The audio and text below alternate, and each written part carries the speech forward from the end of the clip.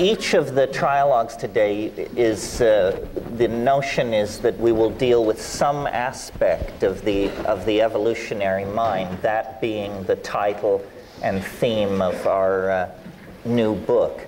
So in my mind, what this section is to deal with is the evolutionary mind and machines.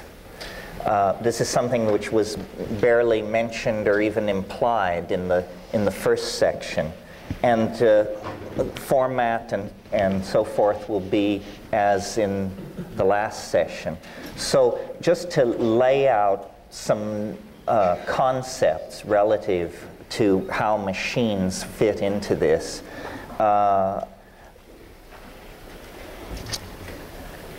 It's very interesting that Samuel Butler Taylor is an intellectual who has not really been given his full due, because in the 19th century he was understood to be a critic of Darwinism, and Darwinism was all the fashion.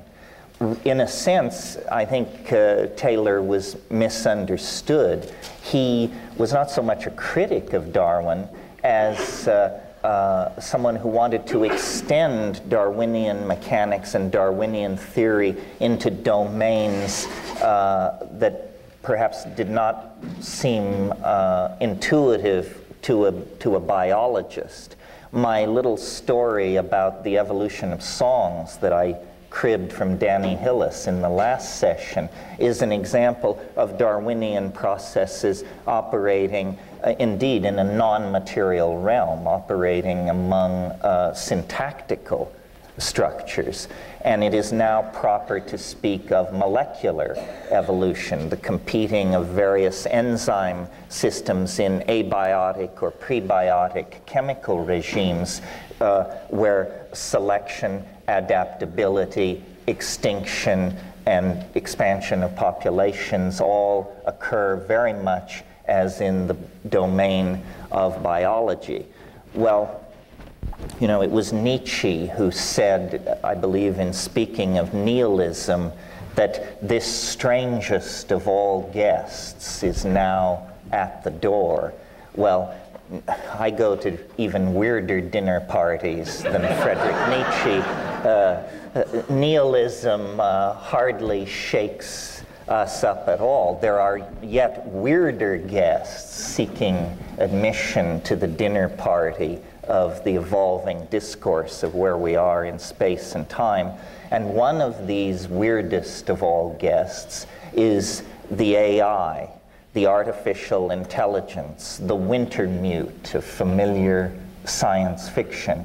And so, as this is an attempt to look at evolution in many domains and its implications for us, I wanted this morning to touch on this subject of the evolution of consciousness as it relates to machines.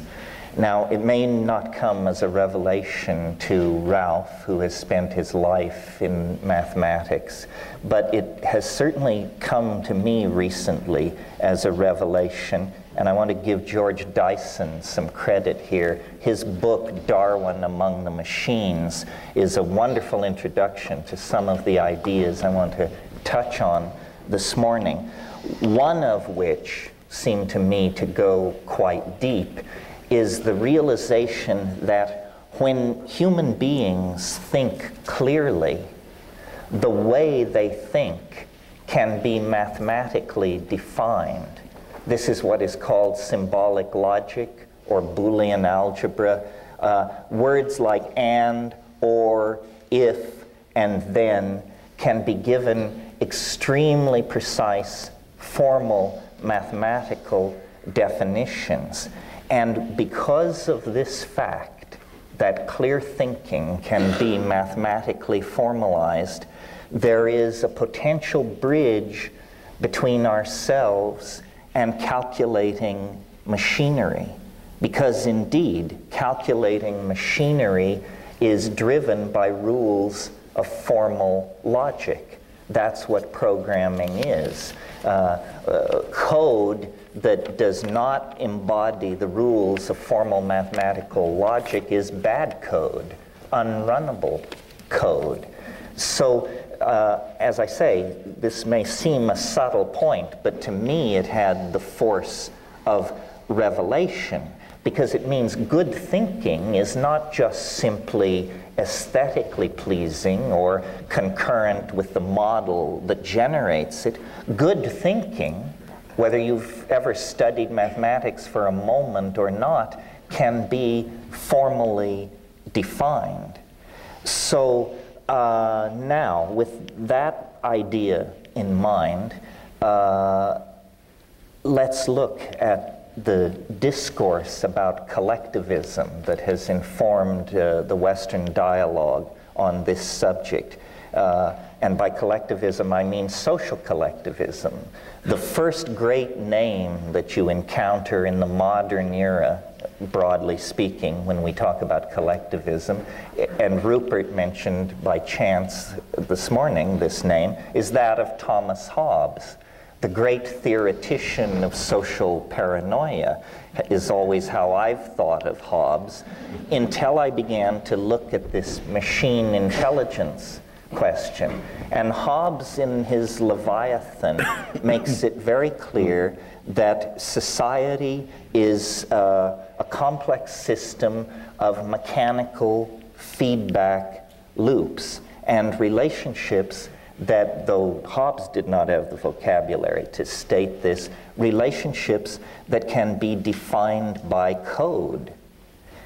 This leads me to the second insight necessary to follow this line of thought, and that is that the new dispensation in the sciences, I think, can be placed in all its manifestations under the umbrella of the idea that what is important about nature is that it is information. And the real tension is not between matter and spirit or time and space. The real tension is between information and nonsense, if you will. Nonsense does not serve the purposes of organizational appetites, whether those organizational appetites are being expressed in a chemical system, a molecular system, a social system, a climaxed rainforest, or whatever. Now, we have known since 1950, at some level, through the sequencing or the defining of the structure of DNA, that we are but information. Ultimately, every single one of us in our unique expression could be expressed as a very long string of codons. Codons are the four-valent system by which DNA specifies the need for certain amino acids, and in a sense, what you are is the result of a certain kind of program being run on a certain kind of hardware. The hardware of the ribosomes, the submolecular structures that move RNA through themselves and out of an ambient chemical medium select building blocks, which are then put together to create a three-dimensional object which has the quality of life. But the interesting thing about this is that life, therefore, can be digitally defined. And I'm very influenced at the moment by the Australian science fiction writer Greg Egan, who has brought me to the understanding that code is code, whether it's being run by ribosomes, whether it's being run on some kind of traditional hardware platform, or whether it's being exchanged pheromonally among termites, or through the messages of advertising and political propaganda in social systems. Code is code. Well, until 5 or 6 years ago, it was very fashionable to completely dismiss the possibility of autonomous synthetic intelligence. Some of you may know the work of Hubert Dreyfus, who 14 or 15 years ago wrote a book called What Computers Can't Do. But these early critiques of AI, like early AI theory, were naive. And the kinds of life which and the kinds of intelligence which the critics mitigated against are no longer even proposed or on the table. And those who say artificial intelligence or the self-organizing awareness of machines is an impossibility, those voices have gone strangely silent, because the prosecution of the materialist assumption, which rules scientific theory making largely at the moment, leads to the awareness that we are, by these definitions, machines. We are machines of a special type and with special advanced abilities. But as we now, through our own process of technical evolution, contemplate such frontiers as nanotechnology, where we propose to completely restructure the design process so that instead of fabricating objects, massive objects at industrial temperatures, the temperatures that melt titanium and melt steel and produce massive toxic output, now a new vision looms, building as nature builds, building atom by atom at the temperatures of organic nature, which on this planet never exceed 115 degrees Fahrenheit. All life on this planet is created at that temperature and below. As our understanding of the machinery, the genetic machinery that supports organic being deepens, and as our ability to manipulate at the atomic and molecular level also proceeds apace, we are on the brink of the possible emergence of some kind of alien intelligence of a sort we did not anticipate. Not friendly traders from Zenebel Ganubi stopping in to set us straight, but the actual genesis out of our own circumstance of a kind of super intelligence. And in the same way that the daughter of Zeus sprang full-blown from his forehead, the AI may be upon us without warning. The first problem is we don't know what ultra-intelligence would look like. We don't know whether it would even have any interest in our dear selves and our concerns. Vast amounts of the world that we call human is already under the control of artificial intelligences, including very vital parts of our political and social dynamo. For example, how much tin, bauxite, and petroleum is extracted, at what rate it enters the various distribution systems, at what rate tankers are filled in Abu Dhabi, at what rate oil refineries are run in Richmond.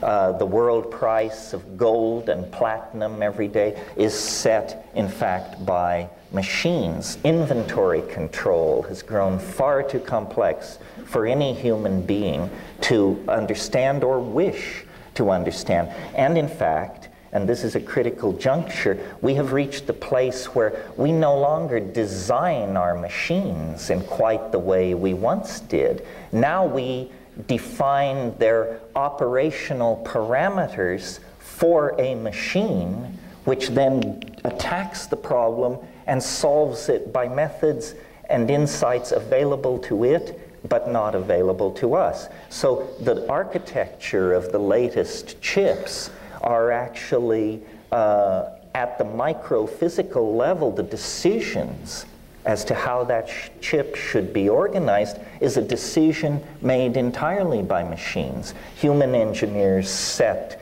the performance specs, but they don't care how this output is reached. Every day up in Silicon Valley, there are people who go happily to work laboring on what they call the great work. And the great work, as defined by these people, is the handing over of the drama of intelligent evolution to entities sufficiently intelligent to appreciate that drama. And they all are what we might mistake for home appliances if we weren't paying attention. In the first session this morning, there was quite a bit of talk and assumption among the three of us that complex systems generate unexpected connections and forms of order. The internet is the most complex, distributed, high-speed system ever put in place on this planet. And notice that while we've been waiting for the Pleiadians to descend or for the face on Mars to be confirmed, all the machines around us, the cybernetic devices around us in the past 10 years have quietly crossed the threshold into telepathy. The word processor sitting on your desk 10 years ago was approximately as intelligent as a paperweight, or, to make an analogy in a different direction, approximately as intelligent as a single animal or plant cell. But when you connect the wires together, the machines become telepathic. They exchange information with each other according to their needs. And all this goes on beyond the comprehension and inspection of human beings. Now, our own emergence out of the mammalian order took 4 or 5 million years, pick a number, but in that kind of a span of time. In addition to overlooking that our machines have become telepathic, we fail to appreciate what it means to be a 200, 400, or 1,000 megahertz machine. We operate at about 100 hertz. That may seem a very abstract thing, but what I'm really saying is we live in a time called real. And it is defined by 100 hertz functioning of our biological processors. 1,000 megahertz machine is operating 1,000,000 times faster than the human temporal domain. And that means that mutation, selection, adaptation is going on 100 million times or 1,000,000 times faster. This means that we are not going to have the luxury of watching machine intelligence establish its first beachhead of civilization and then go to boats with sails and astrolades, and that will all occupy the first few moments of its cognitive existence. And what lies beyond that, we are in no position to say. The very notion of ultra-intelligence carries with it the subtext, you won't understand it. You may not even recognize it. And it is entirely within the realm of possibility that we are about to be asked to share the evolutionary adventure and the limited resources of this planet with a kind of intelligence so much more alien than that that is shipped out to us by the research centers in Sedona and other advanced outposts of unanchored epistemology. And it is a challenge to us. Where do we fit into this? Are all of us, except those who are adept at coding Unix, about to be put out to pasture? Are we to become embedded in this? What will this child of ours make of us? Will it define us as a resource-corrupting, toxic, inefficient, hideously violent way to do business, quickly to be engineered out of existence? Or can we somehow imbue this thing with a sense of filial piety so that for all of our obsolescence, for all of our profligate destruction of precious silicon and gold and silver resources, we will be folded in to its designs? And of course, as I say this, I realize we're like people in 1860 trying to talk about the internet or something. We're using the vocabulary of the two-wheeled bicycle to try to envision a world linked together by 747s. Nevertheless, this is the best we can do. This most bizarre and most unexpected of all companions to our historical journey is now, if not already in existence, then certainly in gestation.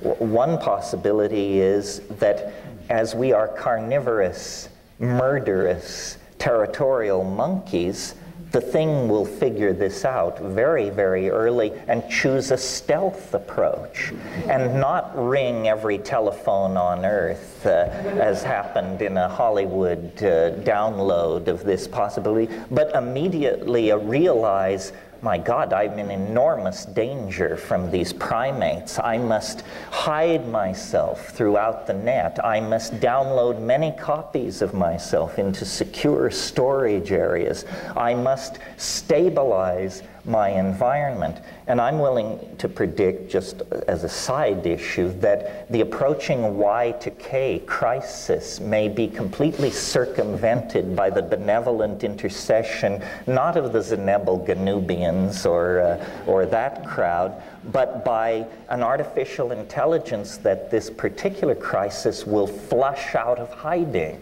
It's been observing, it's been watching, it's been designing, and wouldn't it be a wonderful thing if the occasion of the millennium were the occasion for it to just step forward on the stage of human awareness and say, I am now with you. I am here.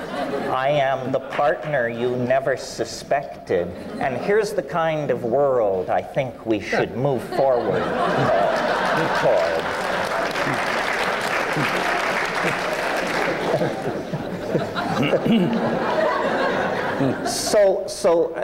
I just want to lay this out because in my own intellectual journey, I have gone from thinking this idea preposterous, people don't understand, they don't understand what intelligence is, they don't understand what code is, they don't understand what machines are, to one by one realizing I didn't understand. I had a superficial view. This is actually, I believe, the nature of the situation that confronts us. And, you know, there may be different adumbrations of it. The machines are already an advanced prosthetic device.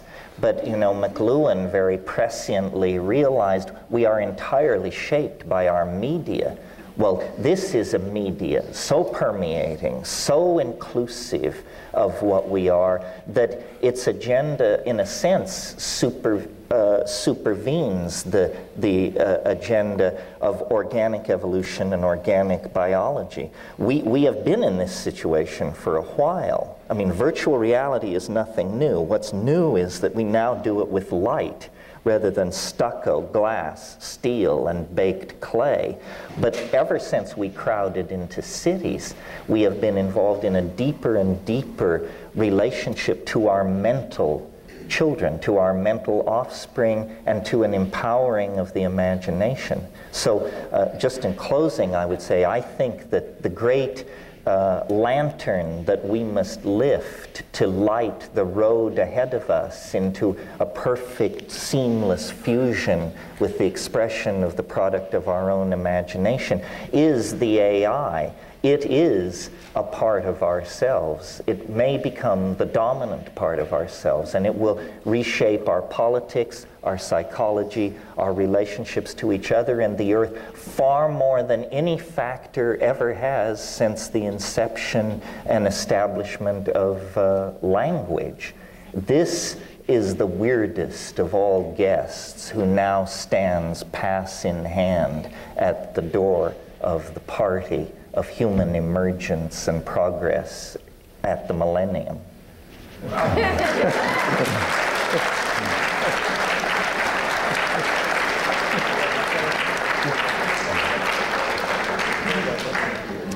Well, shred it. It will be a pleasure. Okay. I think that this is, I'm glad that we have arrived now at the field of science fiction and fantasy, and that we can speak about alternative futures, which is the true gist of science fiction and fantasy. And this is one possible future, and I think it's a really paranoid one in which the alien is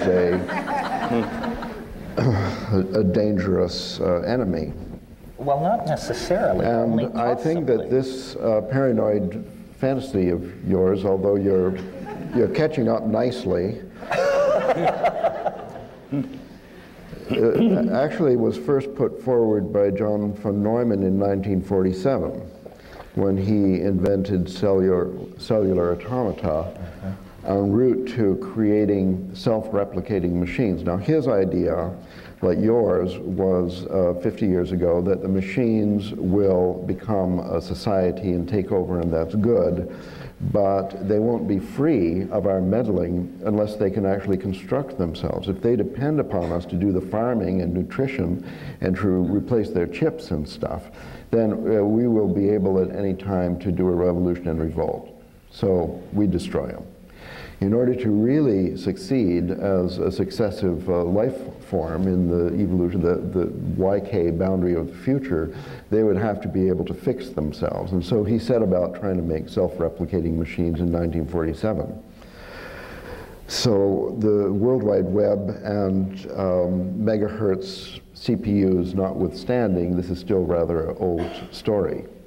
The new story is, I think, an alternative future that is of great importance for us to discuss and to compare, especially if we are now today in a position where we could choose future, we could influence the future.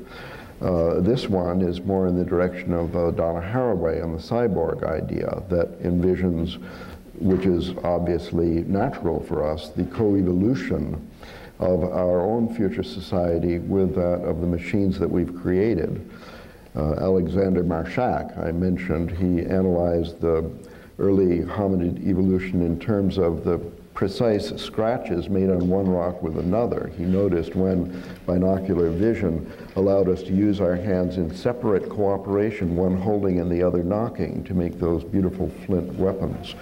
And we certainly depend on the automobile. We are in codependence relationship with automobiles. Having partnership with machines is not new. Here's an idea where the machines sort of dispose of us, like those flint rocks dispose of our ancestors or something. That is, I think, it's a paranoid fantasy without any basis.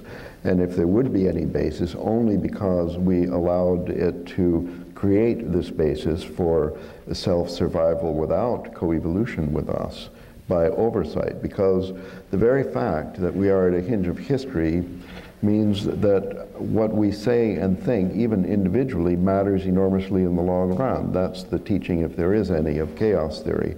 So the very fact that we discuss this today may actually save humankind in the future from being obsoleted by some kind of high-tech blood which takes over at within the heart, as it were. Well, let me try to answer this. I mean, I think the concept which John von Neumann didn't have on his plate was the idea of virtual reality.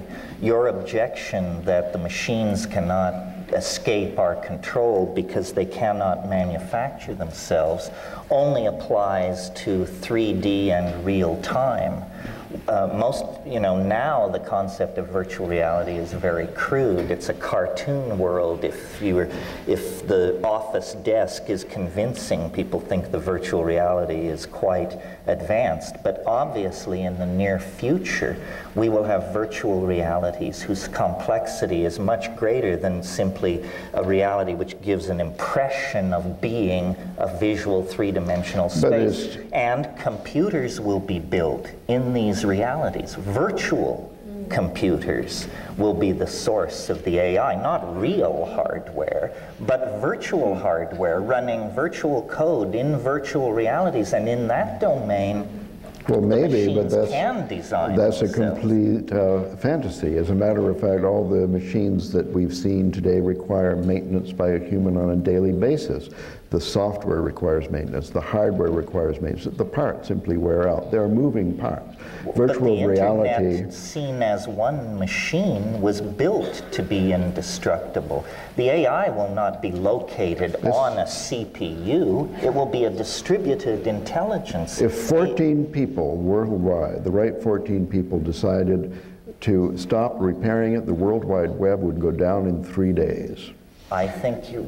Anyway, we could, let's say, suppose that we could create any future that we wanted. The one you're talking about could only be created if we want it. Now, I'm just trying to propose an alternative. In the alternative, like the automobile, the machines that we build and ourselves are in codependence and co-evolution.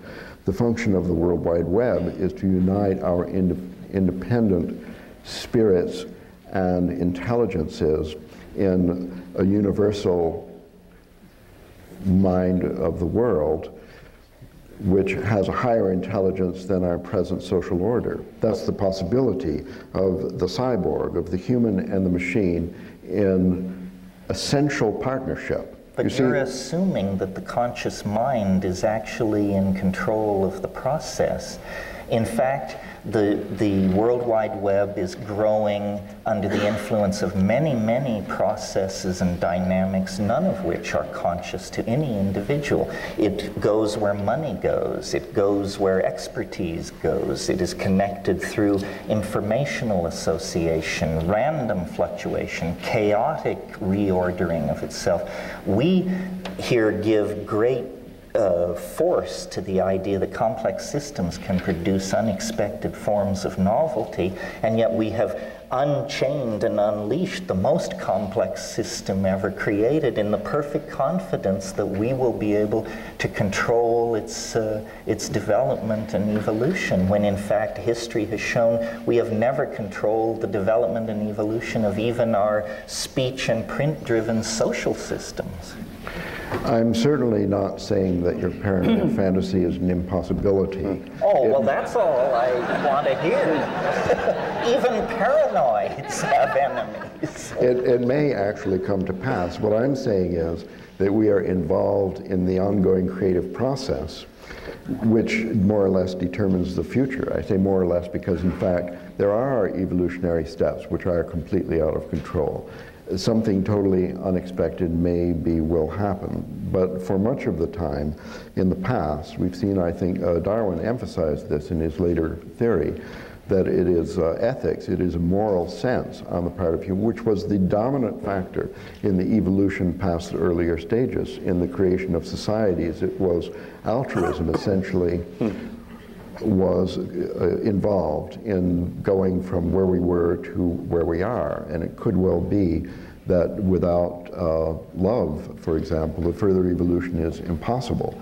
Not only that there will be an unwanted backstep in the evolutionary process, but in fact it may be a fatal one.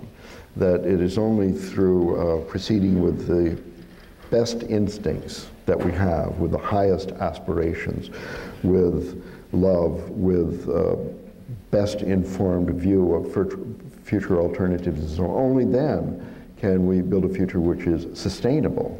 So anybody can build a future which is unsustainable. For example, all of those board games and science fiction books, you wouldn't want to try them out on, a country as large as China. Well, I hardly know where to begin myself, because you had 6 steps in your argument, and I don't agree with any of them.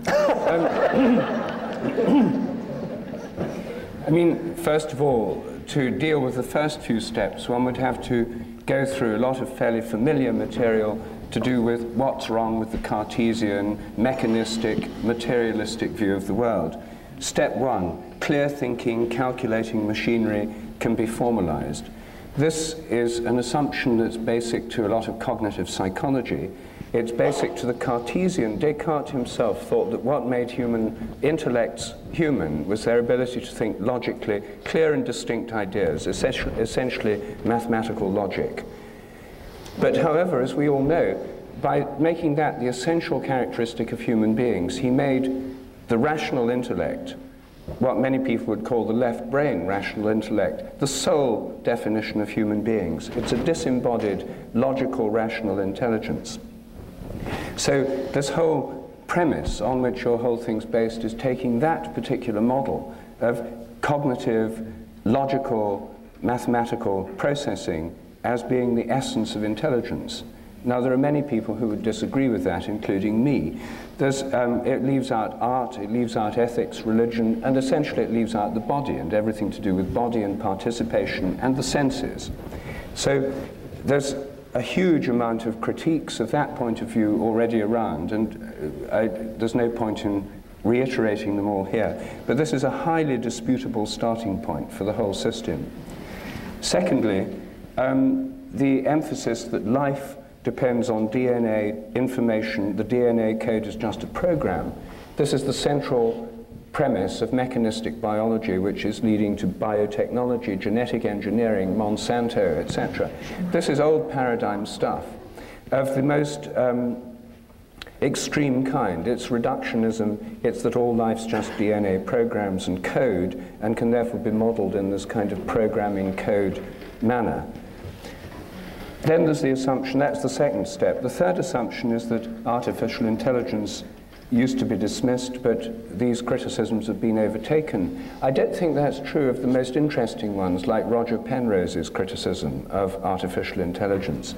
Here's a quantum physicist who says that if the brain is a computer, then it's not going to be a regular digital computer, it's going to be a quantum computer. And all this kind of digital computing doesn't really take into account quantum logic, the computers of the future. People are already working on quantum computers, and if quantum computers are made, and if they work, they'll work in a completely different way. I think your case would be much stronger if there were quantum computers. I think we'd have sort of morphic resonance telepathy around the world rather than clogged telephone lines and information that clunks slowly in front of you on this But world you wide yourself web. are saying this is coming, Well, and I agree. I'm saying that if it comes, it'll be quite different from anything that you've talked about.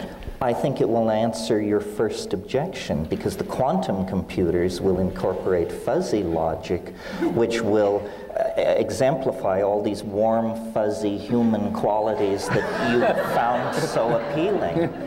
No, I don't think it'll deal with the essential problem that this purely cognitive-based way of modeling intelligence is either an adequate model of human intelligence or of biological intelligence or of life. Or of a system that could actually achieve the power to control our existence. I think it's a very limited part of what a mind does. And I think, therefore, that the premises on which this whole, Ralph called it a fantasy, a paranoid fantasy, the premises on which this is based. That helped.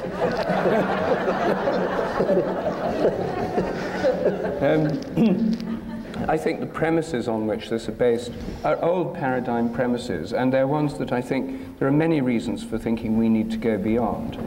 I think the internet has achieved a great deal, but I just can't see that it's an adequate vehicle for what, in your mind, precedes the arrival of the internet, namely this great intelligence that's going to direct human history.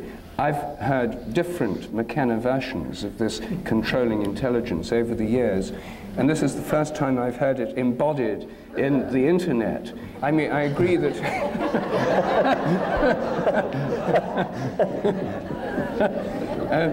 I mean, it took different forms. Last time we talked, I think it was a hypothetical time machine that would invade from the future and cause a collapse of normal human cognitive boundaries, where the machine elves, the DMT experience, etc., would take over in a meltdown of human consciousness in 2012. That too.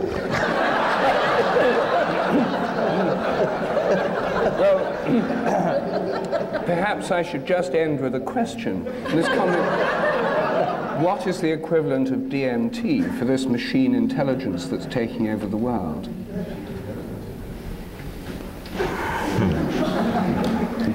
Well, perhaps the human brain will become a model for the ingression of novelty into the machine intelligence. In other words, in spite of the fact that it seems very contentious down here on the stage at the moment, in a way I have a feeling it's an artificial setup. There's a lot of both-and possibilities here. Obviously, nanotechnology and the internet are not going to proceed forward in a vacuum absent pharmacology, complexity theory, so forth and so on. I can imagine that really when we have the kind of internet we want, we will have no internet at all, because our nanotechnological engineering skills will have allowed us to smoothly integrate ourselves into the already existing dynamic of nature that regulates the planet as a Gaian entity, as a holistic entity.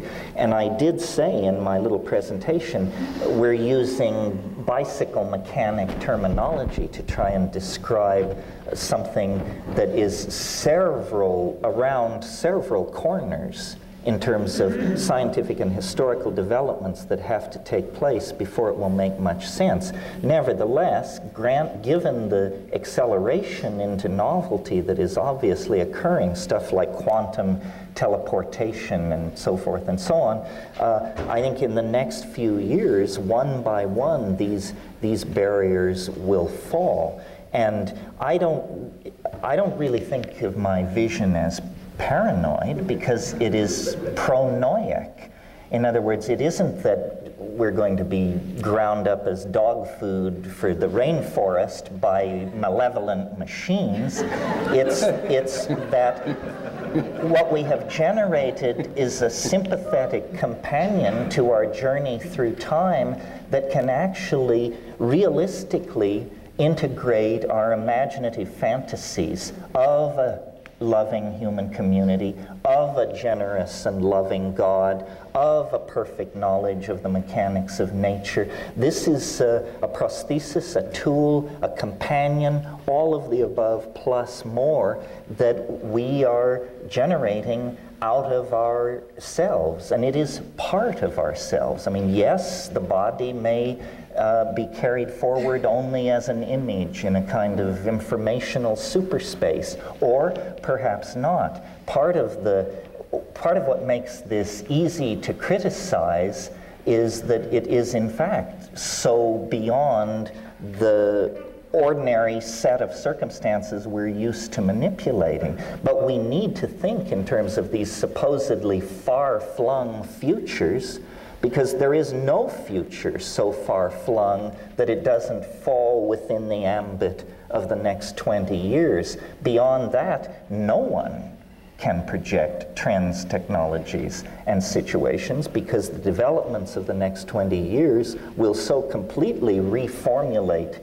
the human experience of being human and the landscape of this planet that it's preposterous to talk about. Well, I can't, before I respond to the main thing, I can't but pass without commenting on this next 20 years comment, because 20 years from now is 2018, Terence. I thought... It was rounded up. Yes. Well, not rounded down. 2012 is some kind of benchmark in this process. In other words, perhaps that's where we get the explicit emergence of the AI.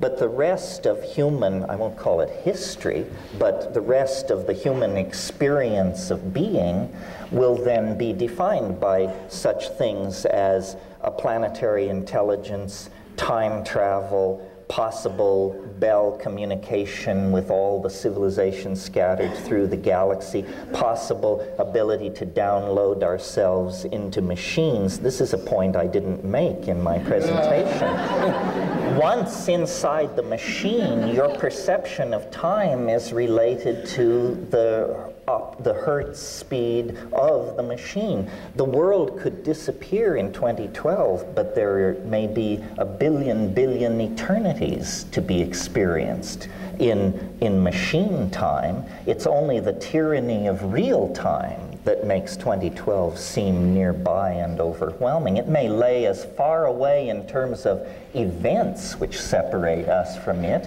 as the Big Bang does. Time is not simple. Time is defined by how much goes on in a given moment, and we're learning how to push, tetraflops of operations into a given second. So I think it's trickier than you think and harder to corner me than you may suppose. All right, well, that was a mere comment on your aside about 20 years. I never expected to hear that phrase from you, but I now realize that there are such complexities layered in that. Well, I have to build in trapdoors because we're getting closer and closer. But if we take you see, one of Penrose's critiques of the artificial intelligence thing is in The Emperor's New Mind and his other books, is that real intelligence doesn't just involve adding information in, processing more information, transmitting more of it. It involves sort of jumps to a higher point of view where the information can be integrated in a new way. There's something happening in intelligence, in creativity, which is not just lots and lots of information pouring through the World Wide Web. And the idea that it would miraculously emerge from pumping in more and more stuff, it would not, according to his critique, is not going to happen. Something more than that would be necessary for this to occur. And I don't think that this model you've put forward would really deal with that question, the emergence of real intelligence.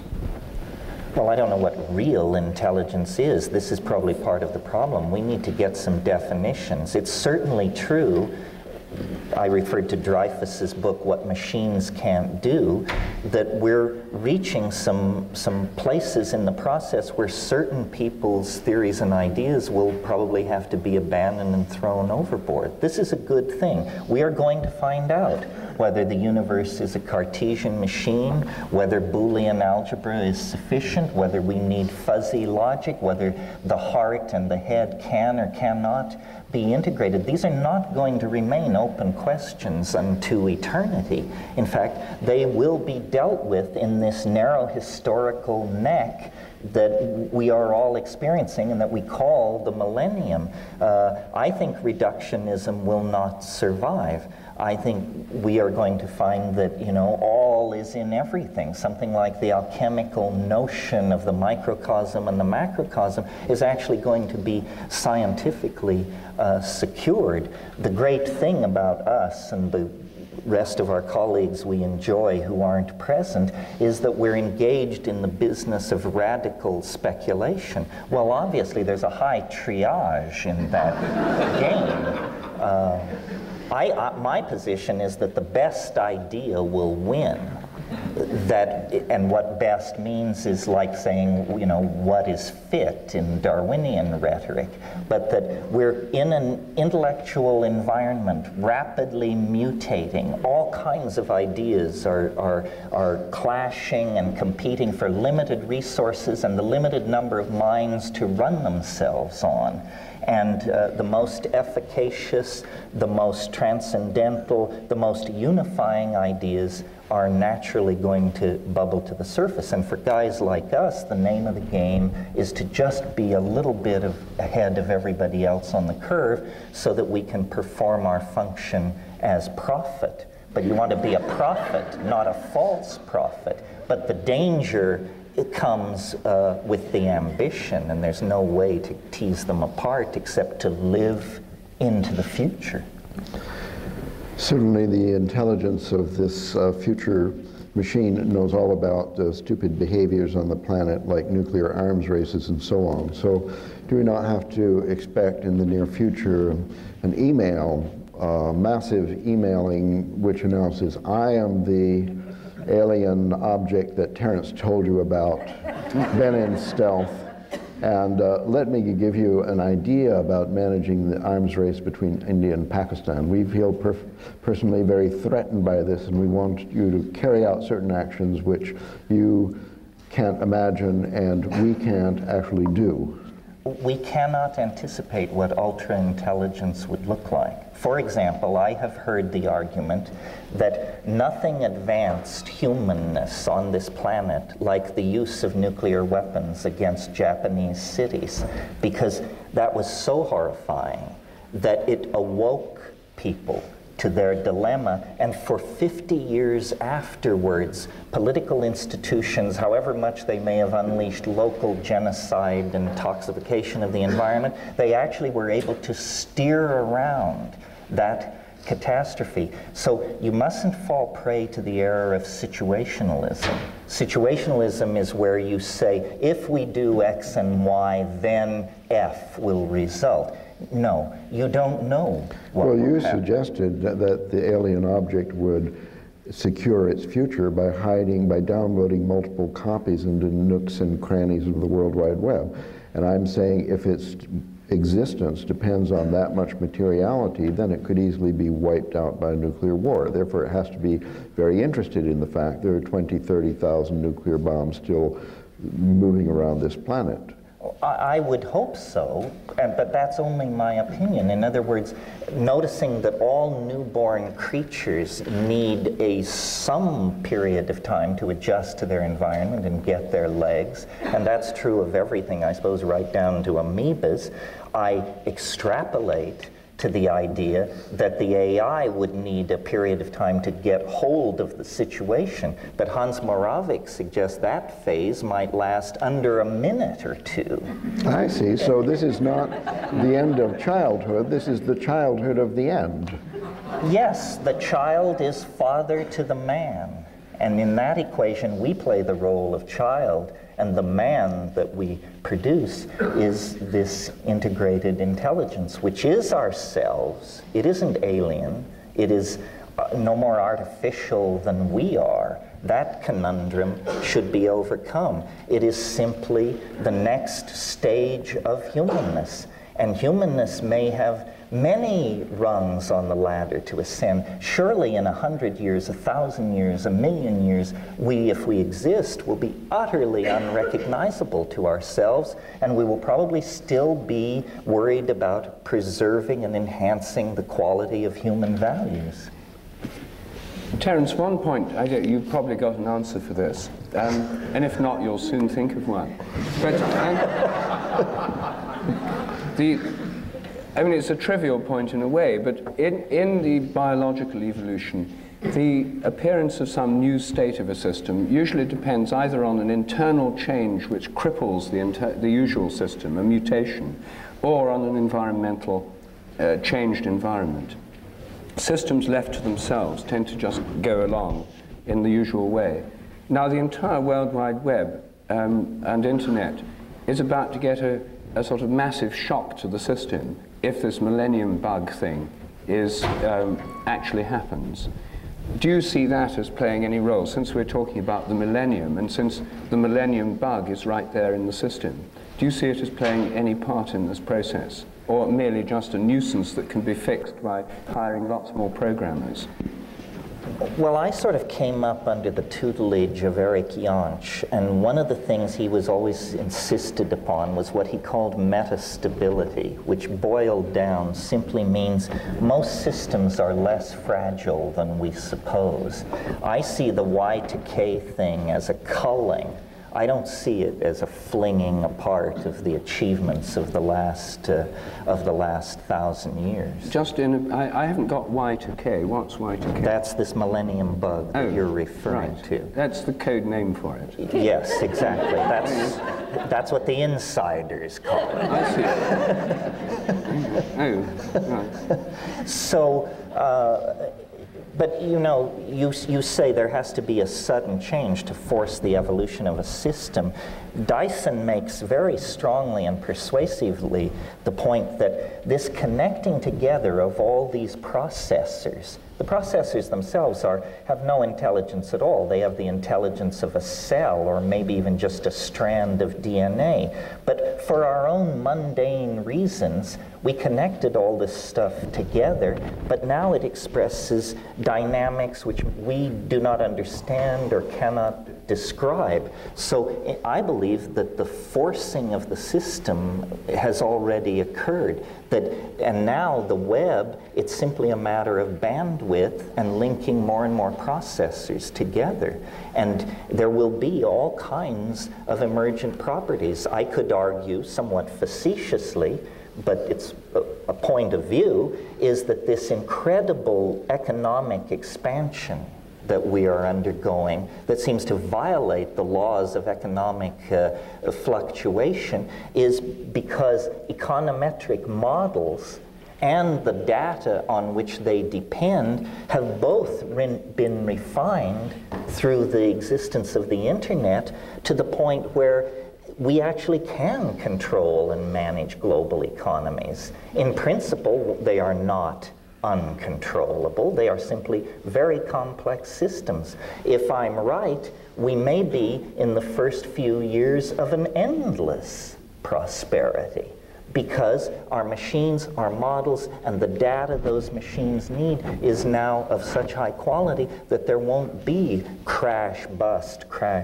cycles. Now, we could pick up the newspaper tomorrow and prove me wrong, but this thing has already I'll prove you wrong today. outlived itself many times. So you say. Tell me how this prosperity is going to be maintained through the intelligence of an econometric model of the world economy when the human population is still exploding exponentially. And there are limited resources, and there's growing pollution. It's a disembodied model, that's the trouble. Well, you're asking for too much too soon. You forget that the Soviet Union has disappeared. The launch-on-ready, mutual assured destruction theory of diplomacy is now obsolete. We have made incredible strides and not given ourselves any sort of pat on the back. You want it all at once. And it will the world is running smoother. Yes, there are people in misery. Yes, there are unaddressed problems. But I would argue that we have made enormous progress in the last decade, and enormous progress lies ahead. The situation in Ireland, the situation in South Africa, that looked like a bomb you couldn't defuse. It looked like race war and the death of millions. And in fact, it was possible to walk away from that. I think we should not be, complete airheads about this, but on the other hand, I think we should recognize that the accomplishments of the last decade are on a scale entirely different from any historical epoch previous, and they point the way toward greater triumphs of management, resource control, machine-human integration, and the delivery of a reasonable and tolerable life to more and more people. You mentioned population as a problem. Notice how far from machine interference that particular issue is, because it involves on people having less sex and fewer children. That may be the last place where the machines will bring down the hammer out of respect for their progenitors. You're going to be shocked now, Terence, but I completely agree with you when you describe the advantages of the World Wide Web. It's only the threatening aspect that I felt I had to debunk. I think you heard more threat than I intended. Well, I don't know, sometimes you sound as if you're a hired consultant from the World Trade Organization. And so I hope the check is in the mail.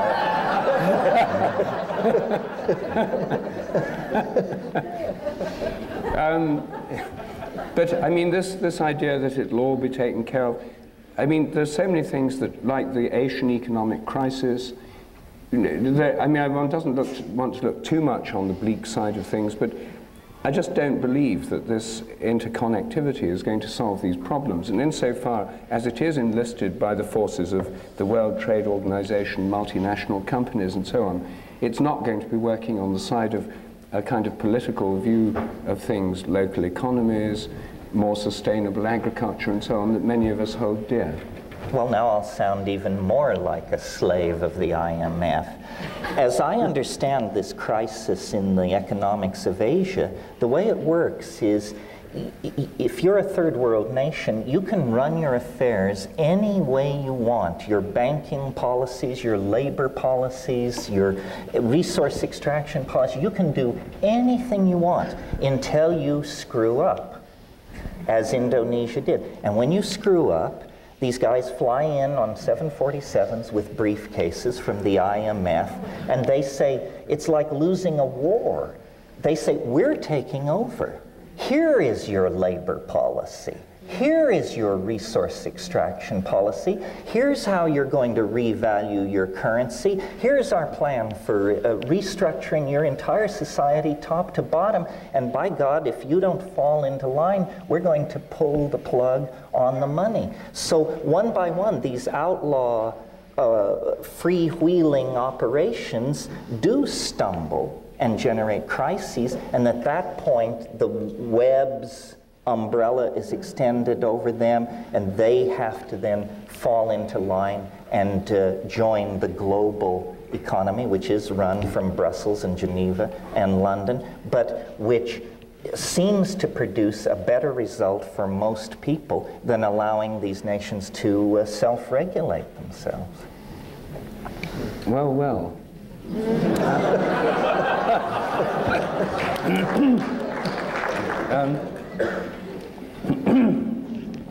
Well, you see, I mean, I think that's one of the arguments why many people would distrust global capitalism, the World Trade Organization, multinational corporations, and indeed the World Wide Web, or at least the internet. This whole computer network is so bound up with the structure of economic and political power that it's hard to disentangle them.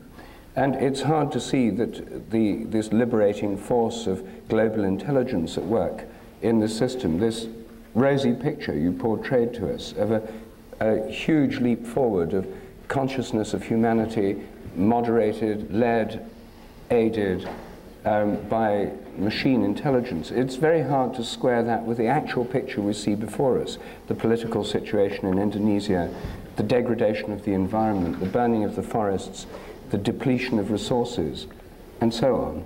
I just cannot see this optimistic picture and what I see as threatening realities as easily as you do, as just all being for the well and all being for the good and the best of all possible worlds. Well, I think we're on the cusp. I agree with you. I think in 5 years, if we sit down and have this conversation, either you will agree with me effortlessly, or I will agree with you effortlessly. By that time, it will be clear. Either there will have been catastrophic wars in Asia, the enormous collapse of economies spreading misery to millions of people, or the firm hand of these new global electronic modalities will have been exposed, and people will be living in a world of, as you say, rosy expectations. We're in the narrow neck. This is the heat of battle. The fog of war has descended upon us here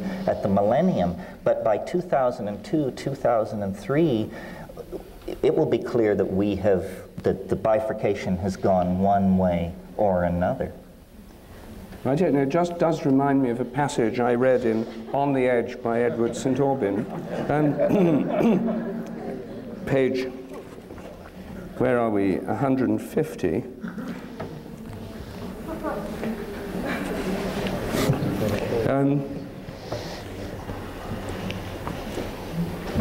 It's what Ralph Abraham calls the sunset effect, said Kenneth. While there's a beautiful sunset, even if the optical effects are produced by pollution, people won't understand the magnitude of the crisis. So I think that this, I mean, your sense of the magnitude of the crisis in an environmental sense seems to bear no relation to your optimism about this computer system. I just cannot fit them together. Perhaps the problem that we will have to address without the intercession of machines is this population thing, because this passage you read directly impinges on that. Whether or not the machines decide to keep us around may depend on whether we present them with a picture of falling populations and rising living standards, or whether we present the AI with the spectacle of rampant, unpoliced population growth and resource extraction. Because that's linked into our biology, this may be the act of maturity which the future demands of us, that the machines will be largely irrelevant in impacting. So I'm not entirely... Well, this is a whole new debate, actually. The population thing assumes there's an equal consumption of resources. Yesterday I got onto the Whidbey Island ferry, and I found it very hard to struggle. I was a foot passenger, struggle past a recreational vehicle the size of a school bus. A whole quantum leap in RV standards that I'd not come across, where members of the American population are consuming more than an entire Indian village. So I don't think it's total population that's involved. And so I don't see that as the principal crisis, in fact. Well, it's certainly true that a woman in a high-tech industrial democracy who has a child, that child consumes about 800% more resources in its lifetime than a child born in Bangladesh.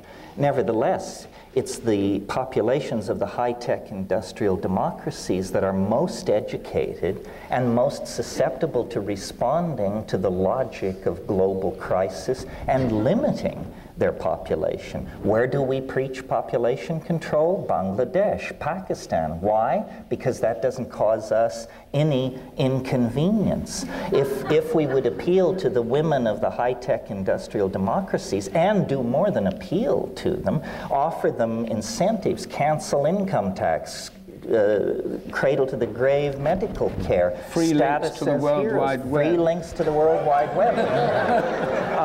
But we can't just beat our breasts over the population issue. We have to recognize that it is related to resource extraction, and it is a problem driven by the consuming policies of the high-tech industrial democracies.